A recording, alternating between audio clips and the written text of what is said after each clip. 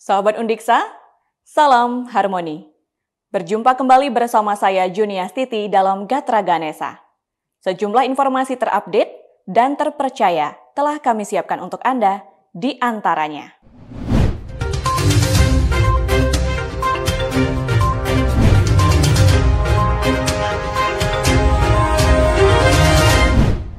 Dari kawasan Udayana lantai 2 Gedung Rektorat Universitas Pendidikan Ganesa, saya Juniastiti mengucapkan selamat menyaksikan.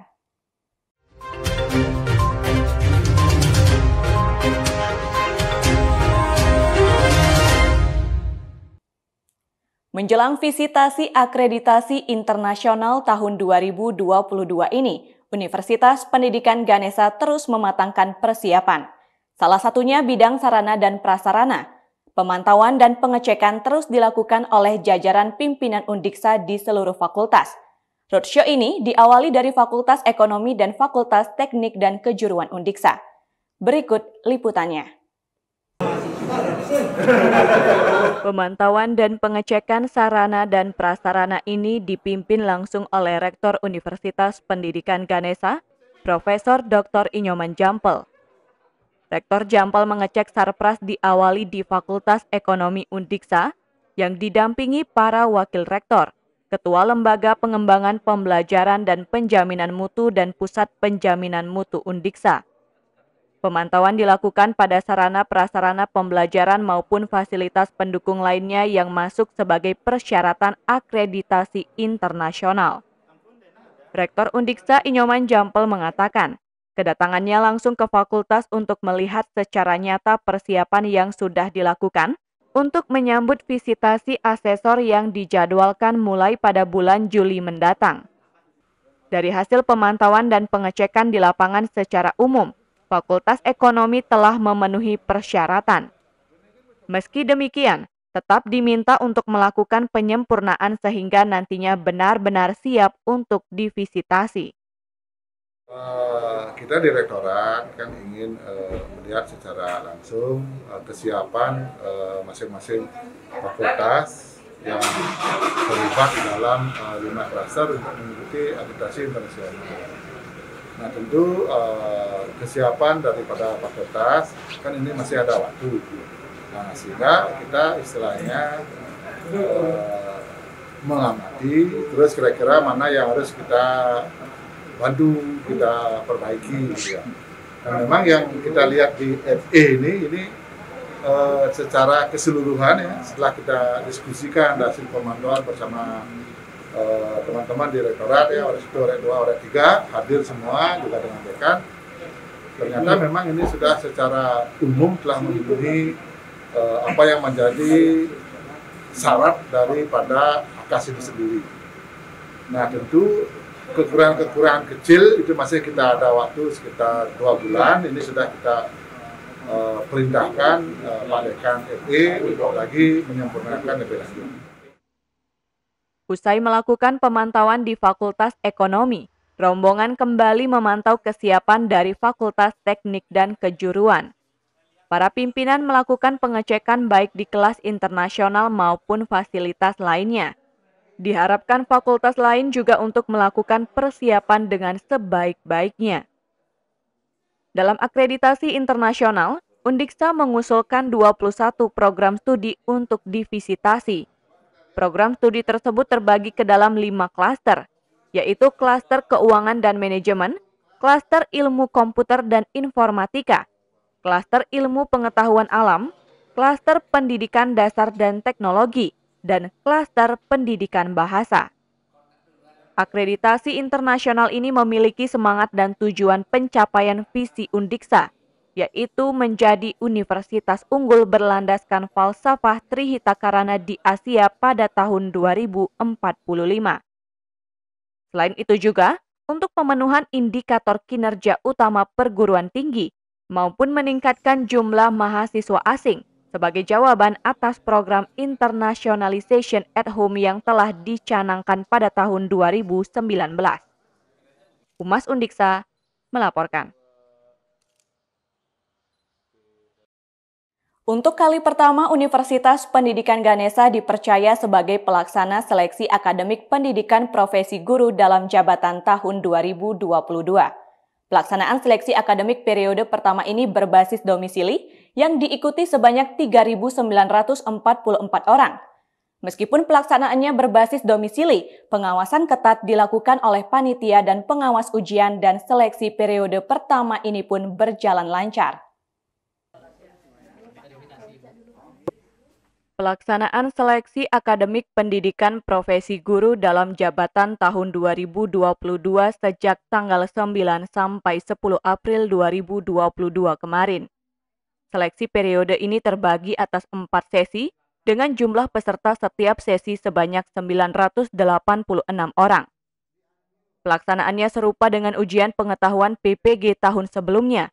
Peserta tidak datang ke Undiksa, tetapi mengikuti seleksi dari rumah masing-masing atau tempat yang terjangkau akses internet. Meskipun pelaksanaannya berbasis domisili, namun panitia dan pengawas ujian seleksi akademik pendidikan profesi guru dalam jabatan tahun 2022 dengan ketat. Koordinator PPG Undiksa IGD Nurjaya mengatakan, secara umum seleksi berjalan lancar. Meski sempat terjadi kendala, tetapi itu pada peserta. Beberapa ada yang mengalami kendala teknis akibat jaringan yang tidak stabil, tetapi hal itu dapat segera tertangani. Nurjaya menegaskan, seleksi ini sepenuhnya mengacu pada pedoman pusat yang telah ditentukan.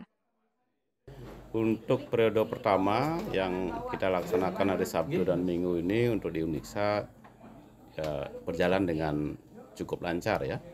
Tidak banyak terjadi hambatan, apalagi kecurangan dari peserta tidak banyak terjadi karena memang kita meminta dari awal peserta itu untuk tertib. Pengawas juga kita minta untuk tertib.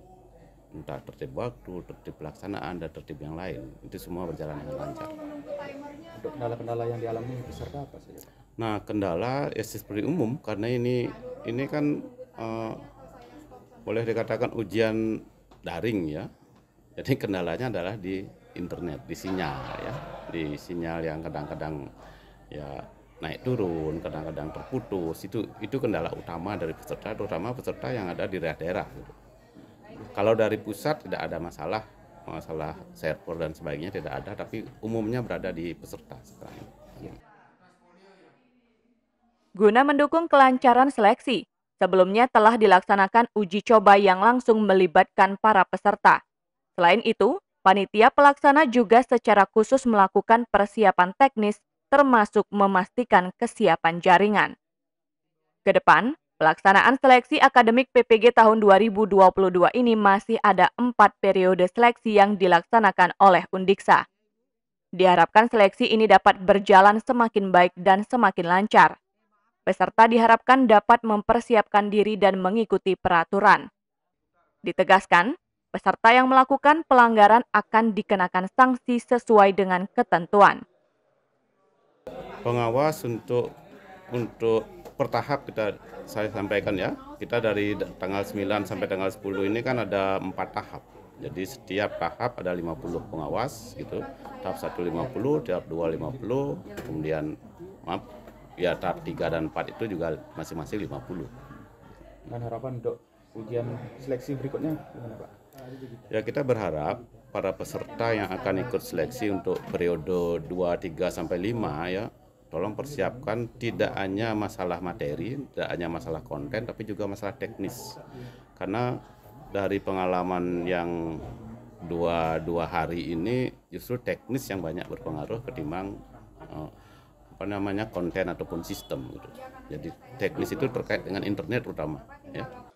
Undiksa dipercaya sebagai salah satu pelaksana seleksi akademik PPG Daljab tahun 2022 oleh Kementerian Pendidikan, Kebudayaan, Riset, dan Teknologi bersama 11 perguruan tinggi lainnya yang berstatus sebagai lembaga pendidikan tenaga kependidikan. Seleksi ini merupakan yang kali pertama dilaksanakan Undiksa dengan peserta seluruh periode sebanyak 3.944 orang. Humas Undiksa melaporkan. Nah, kali ini ada informasi mengembirakan datang dari Pasca Sarjana Universitas Pendidikan Ganesha. Kali ini, Pasca Sarjana Universitas Pendidikan Ganesha kembali melahirkan 2 doktor. Dia adalah Siluh Nyoman Alit Nuryani dan Desa Putu Sari Dewi yang merupakan mahasiswa program studi S3 Ilmu Pendidikan. Kedua mahasiswa ini resmi menyandang gelar doktor setelah menjalani ujian terbuka promosi doktor pada 4 dan 6 April lalu. Berikut liputannya.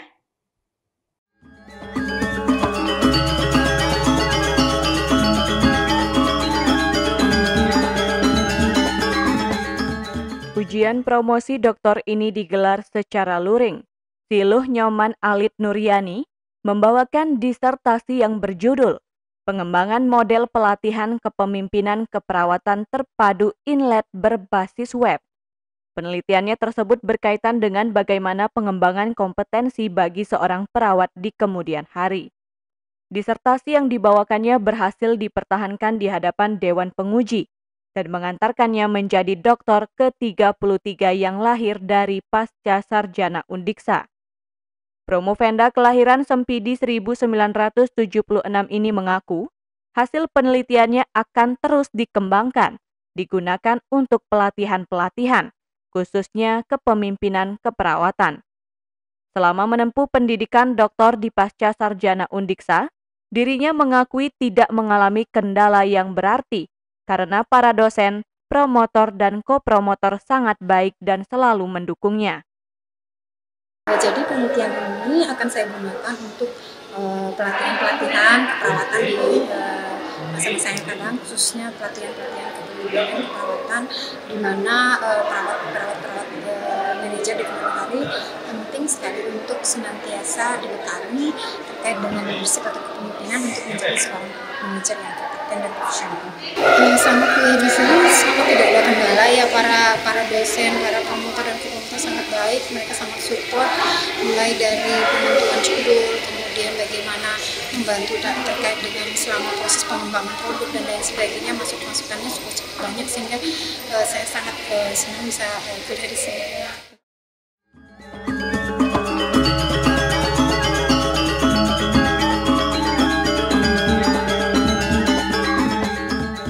Sementara itu, Promovenda Desa Sari Dewi membawakan disertasi pengembangan materi pembelajaran agama Hindu bermedia kartun untuk meningkatkan kemampuan intrapersonal dan interpersonal siswa difabel di Sekolah Luar Biasa Negeri 2 Mataram.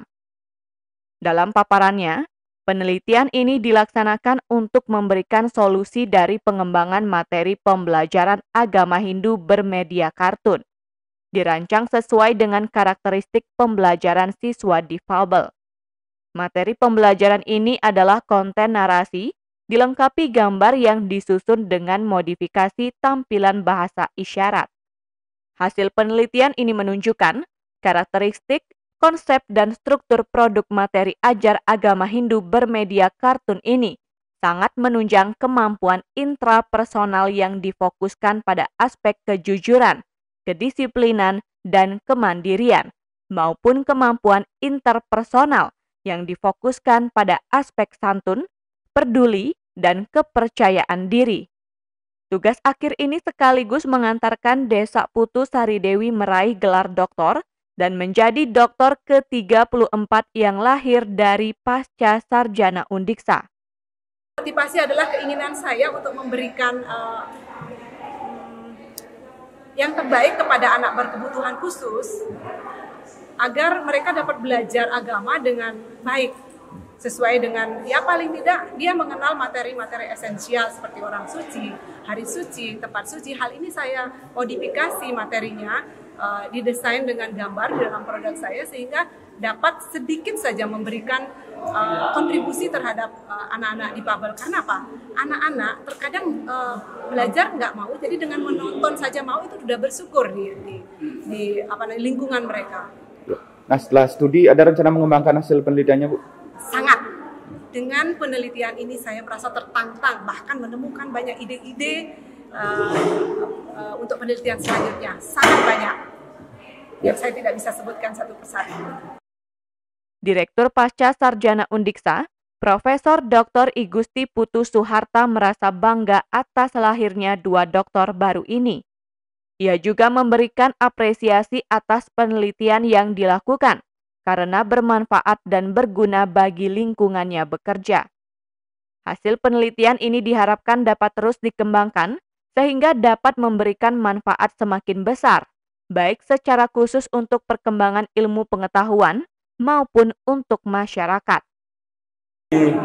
Sangat bangga itu karena memang mahasiswa memang sudah menyadari ada kesadaran untuk menyelesaikan studi secara mungkin. Yang kedua, para dosen, khususnya juga para pembimbing promotor maupun promotor telah melaksanakan secara maksimal kewajiban sebagai promotor yaitu memberikan bimbingan sebagaimana mestinya. Nah ini dengan ada dari segi dosen dan dari segi mahasiswa upaya sehingga inilah yang bisa mempercepat masa studi mahasiswa. Kalau dari dosen saja mendorong mahasiswa tidak kerja juga ini sulit atau sebaliknya. Ini kami melihat baik dosen pembimbing, baik mahasiswa semuanya sudah berupaya. Mahasiswa, dosen memberikan bimbingan sebagai mahasiswa sehingga ini mempercepat masa studi mahasiswa. Para lulusan ini diharapkan terus mengembangkan diri dan mampu menjadi lulusan yang berkarakter, adaptif, kolaboratif, terampil, dan inspiratif, sesuai dengan moto Pasca Sarjana Undiksa, yaitu Bakti untuk Bakti. Humas Undiksa melaporkan.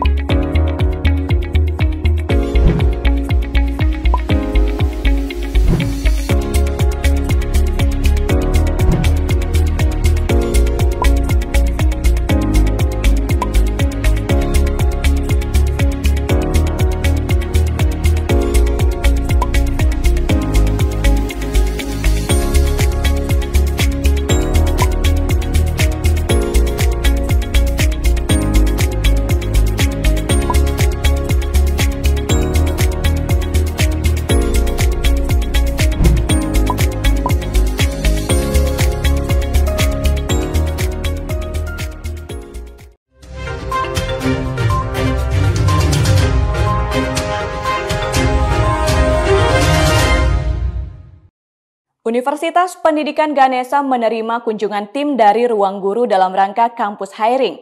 Kedatangannya ke Undiksa dalam rangka mengadakan rekrutmen bagi lulusan Undiksa melalui program Sales Training Academy by Ruang Guru. Kunjungan ini diterima langsung Wakil Rektor Bidang Kemahasiswaan, Alumni dan Hubungan Masyarakat Undiksa, Profesor Dr. Iwayan Suastra, didampingi Kepala UPT PKKM Undiksa Nyoman Karina Wedanti. Kunjungan tim Ruang Guru ini disambut positif oleh Wakil Rektor Bidang Kemahasiswaan, Alumni dan Hubungan Masyarakat Undiksa, Profesor Dr. Iwayan Suastra. Ruang Guru hadir di Undiksa bertujuan untuk merekrut lulusan Undiksa untuk menjadi bagian dari Ruang Guru. Wakil Rektor yang pernah menjabat sebagai Direktur Pasca Sarjana Undiksa ini berharap Kedepan UPT PKKM bisa terus mensosialisasikan kegiatan seperti ini, agar para lulusan bisa lebih cepat mendapatkan pekerjaan yang juga ke depan akan mempengaruhi indikator kinerja utama lembaga. Itu sangat positif ya, karena kita didatangi dari tim Ruang Guru untuk merekrut lulusan-lulusan kita, lulusan Undiksa. Nah ini kan sesuatu yang sangat positif ya bagi lulusan kita. Ini dicari oleh pengguna nih, stakeholder. Nah ini kita apresiasi dan kita berharap terus melalui PKKM, Bu Karina, terus dipasarkan lah, disosialisasikan lulusan-lulusan kita sehingga mereka lebih cepat memperoleh pekerjaan dan tentunya akan berdampak juga pada indikator kinerja utama lembaga, yaitu indikator utama nomor 1 ya. Sementara itu, Regional Lead Bali Nusa Tenggara Ruang Guru Pugu Prasetyadi yang didampingi Acquisition HCCA Mas Kuriza mengaku, perekrutan lulusan dari Undiksa ini melalui program Sales Trainee Academy by Ruang Guru. Nantinya rekrutan yang dilakukan kali ini akan langsung menjadi karyawan Ruang Guru. Rekrutmen terbuka bagi seluruh lulusan Undiksa maupun yang sedang menunggu wisuda dari berbagai jurusan ataupun program studi yang memiliki kemampuan public speaking atau skill komunikasi yang baik. Pugu Prasetyadi menyebutkan, Undiksa menjadi pilihan rekrutmen dikarenakan banyak lulusan Undiksa yang sudah bergabung di Ruang Guru dan telah terbukti kemampuannya. Iya, terima kasih. Tujuan kami adalah ingin merekrutmen alumni terbaik daripada kampus ini yang akan kita rekrut sebagai karyawan kami melalui program STAR, di mana sistem yang kami berikan adalah langsung kita kontrak sebagai karyawan ya apabila hasil rekrutmen ini memenuhi ketentuan yang ada di sana. Humas Undiksa melaporkan. Universitas Pendidikan Ganesha menggelar sosialisasi perpajakan kepada pengelola keuangan dari tingkat universitas dan fakultas, bagian perencanaan, pengadaan, dan simak barang milik negara Undiksa. Sosialisasi ini menghadirkan Direktorat Jenderal Pajak Bali dan Tax Center Undiksa. Kegiatan dilakukan untuk meningkatkan pemahaman para pengelola keuangan terhadap kebijakan perpajakan yang sering mengalami perubahan. Marilah kita panjatkan puji syukur kehadapan Tuhan Yang Maha Esa. Sosialisasi perpajakan yang digelar di kawasan Lovina, Buleleng ini dibuka langsung oleh Kepala Biro Umum dan Keuangan Undiksa, Niluh Wayan Yasmiati. Kegiatan yang dikoordinasikan oleh Fakultas Ekonomi ini dengan menghadirkan langsung narasumber dari Direktorat Jenderal Pajak Bali dan Tax Center Universitas Pendidikan Ganesha. Kepala Biro Umum dan Keuangan Undiksa Niluh Wayan Yasmiati yang mewakili Rektor Undiksa menyampaikan, kegiatan ini untuk meningkatkan pemahaman semua pengelola keuangan terhadap seluk-beluk tentang perpajakan, baik peraturan maupun instrumennya. Sejauh ini, transaksi perpajakan di Undiksa menurutnya sudah mengikuti sistem dan ketentuan yang diberlakukan oleh pemerintah. Yasmiati mengaku dalam urusan perpajakan, Undiksa juga mendapat pendampingan dari KPPN Singaraja. Melalui ini, transaksi perpajakan oleh Undiksa diharapkan tidak ada persoalan.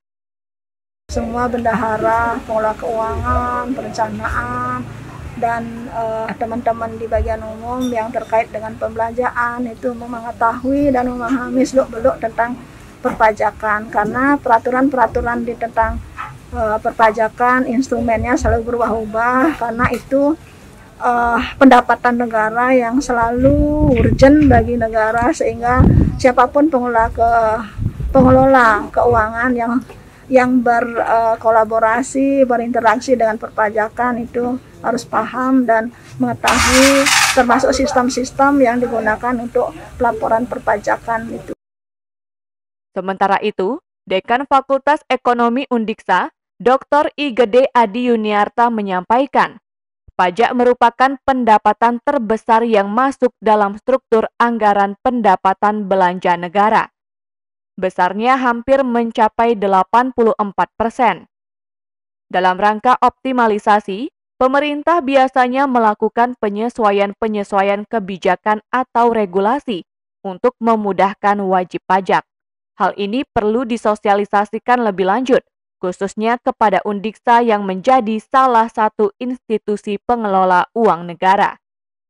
Pertama, kegiatan ini kan sebenarnya sosialisasi. Jadi kita ketahui bersama bahwa pajak itu merupakan pendapatan terbesar memasuki struktur APBN kita. Jadi hampir 84% sekarang pendapatan negara itu dari sektor perpajakan. Nah, untuk mengintensifkan pendapatan negara dari sektor pajak, itu pemerintah biasanya selalu melakukan penyesuaian kebijakan. Jadi regulasi-regulasi itu sering sekali ada perubahan, dan ini tujuannya adalah pasti untuk memudahkan wajib pajak untuk melakukan kewajibannya. Humas Undiksa melaporkan. Sahabat Undiksa, Buleleng tidak hanya memiliki alam yang indah, namun juga kaya akan keragaman tradisi dan budaya yang hingga saat ini masih terus dijaga dan dilestarikan. Nah, salah satunya tradisi megoak-goakan yang selalu dipentaskan usai melaksanakan catur berata penyepian. Tradisi yang satu ini terus dilaksanakan oleh pemuda-pemudi Desa Panji Buleleng.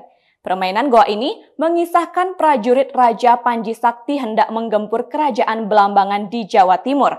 Uniknya, permainan goa dimainkan di tengah lumpur dan air layaknya kolam. Berikut liputannya.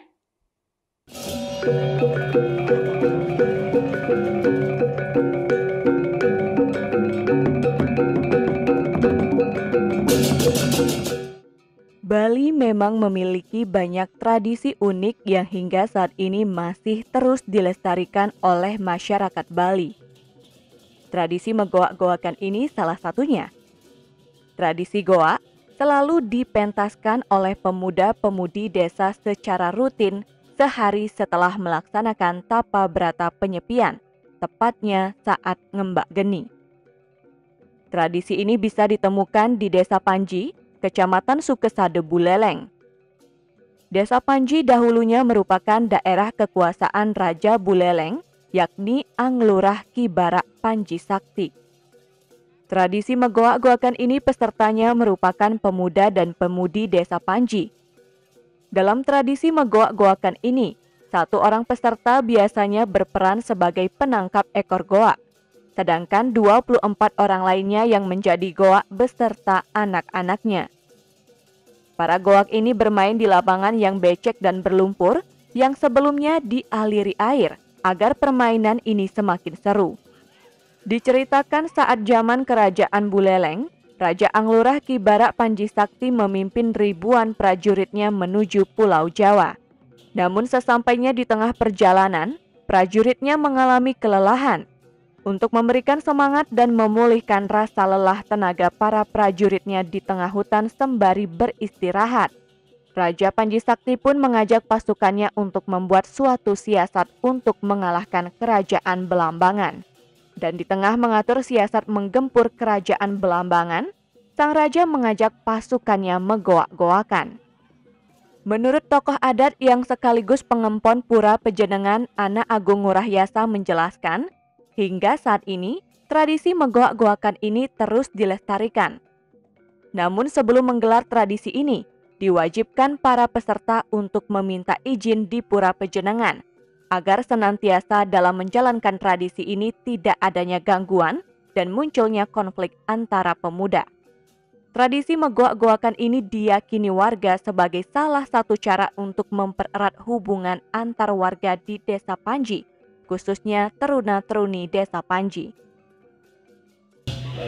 Permainnya memang di sini sebenarnya dulu ini ya, karena di sini sudah ada banyak perubahan pembangunan, akhirnya di lapangan lah dilaksanakan. Hanya pernah suatu saat tidak opiuning di sini, tidak melakukan hal-hal yang sama seperti di lapangan, ya terjadilah bencana atau masalah? Ya, kegoncangan itu. Nah, dengan adanya sekarang ini sudah bersatu ya. Ini yang aku harapkan kan gitu ya. Kalau sudah menyatu, yakin itu apapun diciptakan akan terlaksana. Goak-goakan ini selalu menjadi daya tarik dan tontonan masyarakat Buleleng. Warga sekitar desa dan ada pula yang dari luar Buleleng datang hanya untuk menyaksikan permainan menggoak-goakan. Untuk menambah keseruan permainan, terkadang warga yang menonton pun ikut dilibatkan untuk menjadi peserta. Salah satu peserta mengaku senang bisa ikut bermain menggoak-goakan ini untuk melestarikan kembali apa yang telah diwariskan oleh Raja Ki Barak Panji Sakti. Meskipun bermain di lumpur, para peserta sangat bergembira untuk memainkan permainan menggoak-goakan ini. Seperti acara menggoak-goakan biasanya kan habis Nyepi itu pasti lembahnya itu diadakan acara menggoak-goakan, jadi semua muda-mudi kumpul terus melakukan atraksi seperti tadi gitu. Kalau mau sendiri gimana, seneng nggak ikut melestarikan ini? Senang sekali, saya tiap tahun ikut. Ya? Nggak apa-apa dengan mandi lumpur? Nggak apa-apa, juga setahun sekali gitu.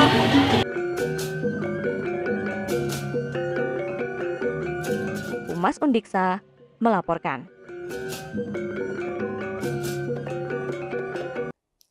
Informasi tadi sekaligus mengakhiri perjumpaan kita dalam Gatra Ganesha.